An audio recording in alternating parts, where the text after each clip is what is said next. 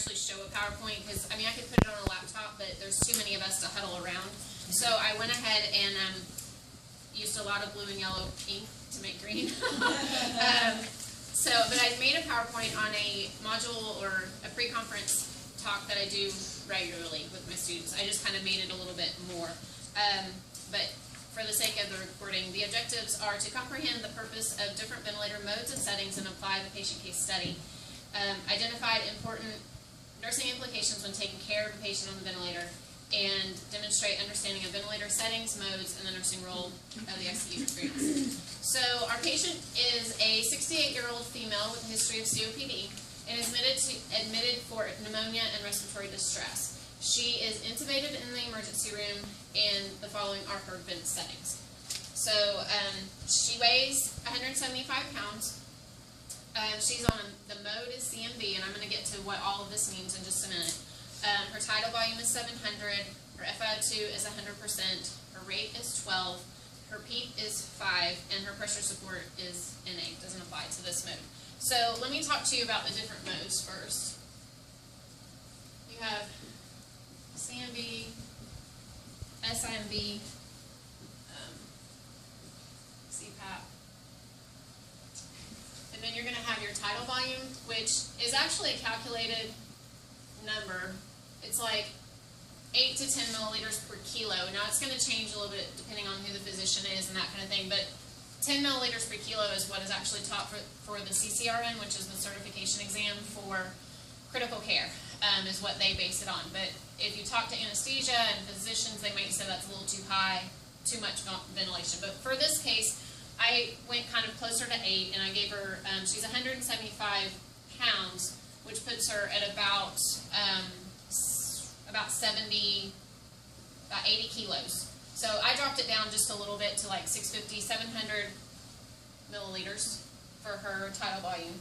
So we wouldn't over expand her lungs. FiO2 is 100%. These are the gases that are right after intubation. So they're going to set them on the highest one. Her breaths per minute.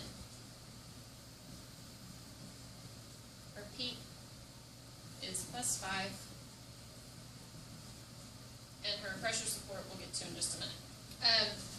Okay, so controlled CMV is controlled mechanical ventilation. This means that essentially the vent is blind to the patient. They're going to give the vent is going to give the patient the same tidal volume at the same rate all the time, no matter what. Okay, so the patient is typically pretty sedated, might even be paralyzed. It allows a chance for the patient's lungs to rest so that they don't actually have to do any of the breathing. It's basically they have an ET tube in their mouth going down their trachea, is placed here, and is inflating their lungs like balloons. They're not using any accessory muscles. They're not really using their diaphragm in a conscious sense, okay? Their waveform, if you look at the ventilator or watch them breathe, it's going to give them, and I kind of did a diagram on your PowerPoint about what this would look like. It's going to give you the same tidal volume, which is the amount of breath. That's how much it's going to take to inflate their lungs. And it's based on size. I mean, if you had a male who's Jared's size versus somebody who is like Chris's size or Janelle's size, who's a bit more petite, they're not going to need somebody who need that much tidal volume. They might be a little bit lower. But if you had somebody like we had a patient a couple weeks ago that was 1,000 pounds, he's a big guy. So he's going to need like a full liter of volume, okay, to inflate the lungs. So this is your tidal volume. It's constant. It's going to give 12 breaths per minute throughout the minute, no matter what. So this patient is not going to get a chance to breathe, is the goal. So for our case study, we don't really have any baseline vital signs or anything. We just know she was having difficulty breathing. So we move along a little bit here. So the tidal volume is how big the breath. The FiO2 is the concentration of the oxygen. The rate is how often they're going to breathe. And then the PEEP is just like what you know. What's PEEP? Positive and expiratory pressure. What does that mean? Means how, like, it's keeping the alveoli open. On at what point?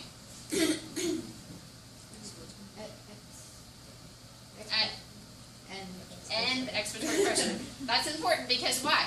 What's happening at that point? Irregardless of the vent, what's happening to your chest and your lungs with the end of expiration? everything relaxes, right? So you don't want so if you have your alveoli like this, and you have a capillary that goes along here, and you're trying to exchange oxygen here and CO2 here, and your alveoli look like this, that's a whole lot less surface area for gas exchange. Okay, so this is PEEP. It's to keep that alveoli open so that there's more surface areas for better gas exchange. Okay? Is that constant? It's all the time. Well, yeah, we have natural PEEP. We do. And if we have it in healthy people so that we have good gas exchange all the time. If you go to blow up a balloon or blow through a straw, you'll have forced PEEP or auto PEEP. And so that'll help blow. So like the incentive spirometer, that's helping to encourage PEEP. It's helping to open up those collapsed alveoli so that they can have better gas exchange. Like your guy last week on the high flow nasal cannula, and we're trying to get him to do his ICS, it's like, okay, we're going to have to be really diligent and give him a plan and a goal. You're going to do this every hour for 12 times an hour if you want to get out of here, kind of thing. Because we're trying to encourage this, because he had this on his x-ray. Okay? So, now the danger with CMV is, what if you have a patient who wants to breathe? Because here is a constant rate. If you had somebody who was a little less sedated and wanted to take a breath, and you have this breath coming out, you would be like trying to take a breath in and then somebody giving you more breath.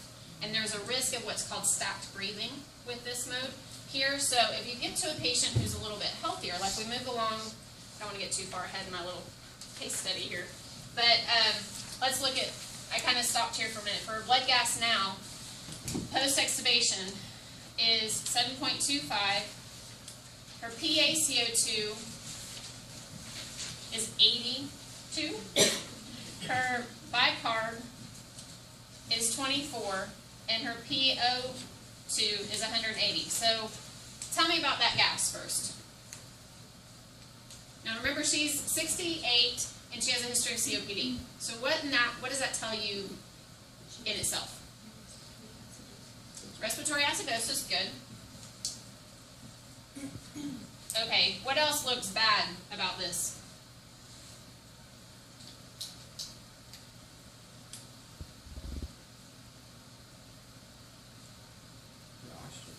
Really high. Her oxygen's way high, really high. Now part of that is because probably we were giving, or the staff in the emergency room were bagging her to help get her ready for intubation, and we've got her FiO2 set at 100%. Now what happens if you give a COPD patient all that oxygen? Lose their direction. Right, that's right. Now she's already in distress. She's always like, she's guppy breathing as it is. And now we've like taken away her and we've sedated her, and we've taken away her drive to breathe. Yes? So the first thing needs to happen is this needs to be dropped to at least 60%. Now respiratory is going to take care of that, but you need to anticipate why this is so high and how we're going to fix it. Okay, that's part of the nursing role, is to learn your ABGs, learn how to interpret them, and how to fix them. Okay? So the first thing that's going to happen is they may even go to 80 first and watch the SATs, and then go to 60 and watch the SATs. Okay? And she may hang out at 60, or if she can tolerate it, she may even go down to 40, even on CMV. Okay? The idea is we're trying to get her down the line. As we go down the board, we're going to get closer to extubation. Okay? So this is continual all the time. The patient's not breathing. We want the patient to rest. We want her to get antibiotics. We want her lungs to heal. Okay? So, but I think it moves along. So 3 days later, according to our case study, our female patient is improving and beginning to starting the weaning process. The physician changes the ventilator orders to SIMV, which is our mode. And we have the same tidal volume because the patient's size didn't change. She's now at 40%. Her rate is down to 10. And her PEEP is 5. And now we've added some pressure support of 10. So, get rid of all this stuff here. Okay, now first of all, SIMV is called Synchronized Intermittent Mechanical Ventilation. So that in itself tells you that it's going to work with the patient. It's going to synchronize with the patient a little bit better. So what it's going to do is it's still going to give you the same tidal volume on the given breath. It's dropped the rate down a little bit because now the patient is getting better. Her lungs are getting a little, we'll call it healthier even for COPD. We're getting rid of the pneumonia. We're dropping the rate down because we want her to take on the action of breathing. So, because we don't want her to be in this mode for too long, because it doesn't take long for your accessory muscles to atrophy and you to lose the muscle strength to even support breathing. So we want to get her off the CMV as quickly as possible and get her to where she's doing some of the work.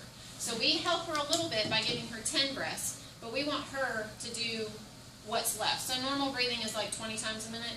We want her to at least breathe like 14 to 16, maybe even 18 times a minute. So about 50% of the work is going to be her, and 50% of the work is going to be the bed. Okay? So what this will do, though, because it's synchronized, it will actually know the patient is there. It'll give you the same tidal volume for those 10 breaths, but if it senses, well, that's not equal at all, is it? When it senses a patient taking a breath, it will stop and let the patient take the breath and wait, and then it'll go right back and give it the same breath. And then it'll do the little, let the patient take the breath, and then it'll go right back. So it's going to wait. It's not going to just hammer down and be that, okay? It's not going to just ignore the patient and say, you're going to take this breath, okay? Yeah. I just have a question. How is it like censored or? It's the mode. Oh, it's just the mode tells it. The mode says, I'm going to know there's a patient there, okay? Yes. Yeah, the patient will initiate the breath, so that will, there's a sensor in the machine that will tell you. Is that what you mean? Yeah. It'll tell the machine not to give a breath. So this little inspiration right here will help that. Now the problem is this, look at the size of that breath. What's the problem with it? It's low. So what's going to happen if we let the patient continue on like that? What's that, Jerry? Not enough oxygen. You're going to hypoventilate. What's going to happen to your alveoli? They're going to shrink. They're going to shrivel just like it did before, right? So pressure support is like a step stool, and there's like a little, let's see, I gave you a little waveform on that. And then pressure support here is like a little step stool. So if this is the patient's breath, pressure support is going to help them get up, if not right up to the same amount of breath, but it's going to kind of fill in the gap just to give it a little extra oxygen, a little extra pressure to help that patient get the full tidal volume. Okay? So that's what pressure support is. It's not needed here because the patient isn't taking their own breath. Okay? It's needed here because the patient is allowed to take their own breath. Okay? So, let's see where we're at. So now we have new gases.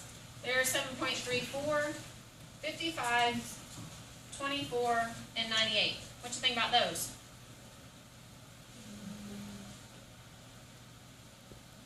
Better, worse? Still respiratory acidosis, but better. Better, right. Now, she's COPD. COPDers, we call them the 50-50 club.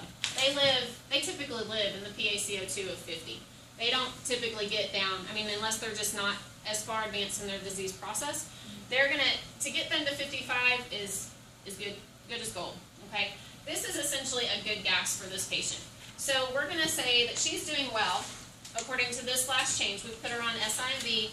She's done this. She's breathing 16, 18 times a minute. She's keeping her sat at 98%, 95%. We just want her greater than 92% is the goal. She's had her antibiotics now for 5 days, and her chest X-rays improves. Now what are we going to do?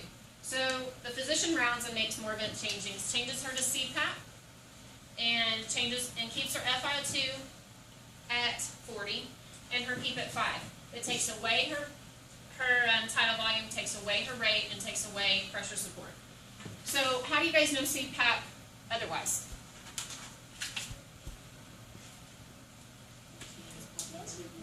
Okay, so, but in what, yes, that's what it is. That's what it's called. Used for sleep apnea? Sleep apnea. So at home, when the patient is resting, they're getting like, sometimes it's because of their size, sometimes it's their structure of their mouth and their chin that kind of relaxes back and causes this apnea. So it's much like that. It's essentially, the CPAP on this is the same as at home, except for at home they may have just room air coming into it, just that's humidified. They might have oxygen that's bled into it depending on how bad their sleep apnea is. This allows us to put the CPAP in mode. The patient is still intubated.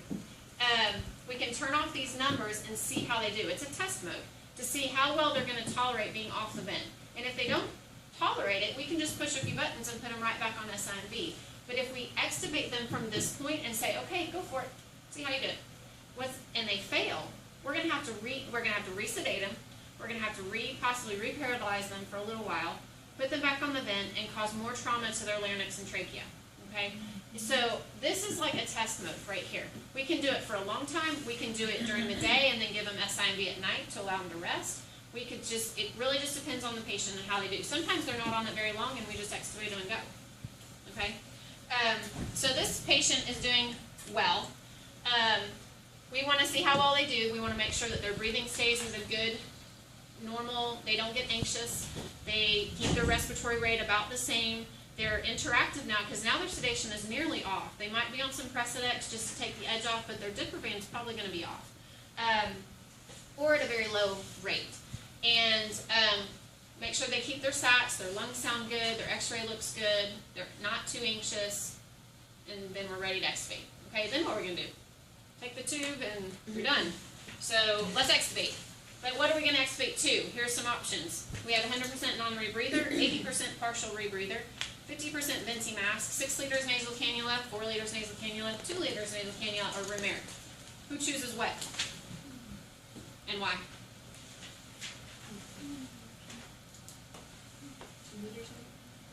Okay, I got one for 2.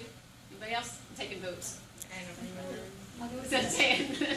Plead the fifth? What is it? B? 80%. 80%? I'm going, I'm guessing 100% now. 100%? What are you guessing? I'm guessing the 50% of them are Okay. You got a vote? 6. Or I think 100. to know. 100 too. All right, we got a couple for 100. We got one for one venti. 80%, a little bit across the 2 liters. We got across the board. Okay, so Lauren has the right idea. The 50% mini mask is a good place to start. It's kind of right, because look, they were already on 40. Yeah. There's no sense in a bump because what happened when you put them on 100? Too much. And they're what kind of patients? COPD. Yeah, but the I know what you're thinking. The non-rebreather is going to keep them from retaining, which is true. But we want to keep them as close to what they had on the vent, okay? No matter if it's a COPD patient or not, you're still going to use the 50% venti mask. It's easy to wean down to 35% just by a turn of the nozzle on the mask, and then go to a nasal cannula. Now, if they're really good and they don't have a lung history, we could just go right to 6 liters nasal cannula, whoever said that. That's not unheard of at all. You could do that. The nice thing about the venti mask also is it also is another way to keep them from retaining the oxygen. So they'll do well with that as well. So 50% venti mask is typically what we would do, or we can do 6 liters nasal cannula and then wean them down as they tolerate. Okay? They'll still get their breathing treatments, things like that. So then we just watch them and there we go. Now, let's change our scenario just a little bit. Let's say this patient has a lung condition that is like pulmonary fibrosis from maybe inhalating, maybe it's a male and they worked with insulation and they have asbestosis, or they worked with chemicals or pains and they've got pulmonary fibrosis, or they've delivered or developed adult respiratory syndrome and they've got really fragile, friable lungs. Like when you listen to them, it sounds like a bag of Lay's potato chips. I mean, it sounds horrible. And what happens is it makes it very hard to ventilate and oxygenate these patients. So there's a completely different mode. This is standard recipe right here. But there's another one called pressure control mode. And what it does is it's not based on volume. It's just based on pressure. So have y'all ever heard of BiPAP? It's BiPAP. BiPAP is much like CPAP. CPAP is only pressure on exhalation, right? BiPAP is pressure both ways. It's inhalation pressure and exhalation pressure. You still have 5 of peak typically on the bottom for your exhalation. Your E here is just like peak. This one might be something like 12 to 18 would be pretty high. I'd go with 15 as kind of the round number, 15 over 5. And then you'll have a backup rate of, say, 14, something like that. It's essentially like, this was invasive CPAP with the ET tube. BiPAP is much the same. Pressure control is like invasive BiPAP. You have you have an inspiratory pressure and an expiratory pressure, and you have a rate and you have your FiO2 of, say, they typically require a lot more FiO2 though, like sometimes even 100%, but somewhere usually around 80% is what they require just to keep a stat of like sometimes 90, because they've got really horrible lungs. So this is just this is called pressure control, but pressure control is like an invasive BiPAP. You might also see patients with BiPAP that's a big, what we call a Jason mask. It's a full plastic mask, and based on how good you get the seal around the mask is what the effectiveness of the BiPAP machine will be, okay? So that's basically that other one, that last mode there. Nursing roles, real quick, I just put a couple of slides in here. To stay in collaboration with your respiratory therapist, you can learn a lot from your respiratory therapist. They can teach you about the modes, they can teach you about the vents, they can teach you about ABGs, they can teach you why this patient is doing this or that or the next thing. Always monitor your vital signs and your stats. Follow the vent changes, know when the changes are being made and why. The respiratory therapist will round every 2 hours and then give breathing treatments about every 4 hours or PRN. And if you get into trouble or the patient's having trouble, then you just call them and they'll come. Learn how to know the position of an ET tube, is like where it's taped and what an air leak sounds like. That's when the cuff where the ET tube is held in place has lost air, and you'll hear this sound coming when they exhalate. It's like a bubbly sound, and they'll show you how to fix that, but don't you do it. Not right now. Get to know the breathing medications just like you do your IV medications. Listen to breath sounds on vent patients at least every 2 hours. Mouth care. Mouth care is super important because you got all kinds of goober and slop and slobber and stuff in your mouth, and it's like sucking on a sucker or a lollipop and never getting to swallow. That's what it's like. So you get all this yuck back here, and what happens is you get dental decay. And there's been plenty of legal cases that have gone to court where patients have come back and sued the hospital for having to have dental care after they've gotten out of the hospital because they've got decayed and rotten teeth because of lack of mouth care. And mouth care is essentially a nursing task. Nobody else is going to do it but nursing. So respiratory is not going to do it.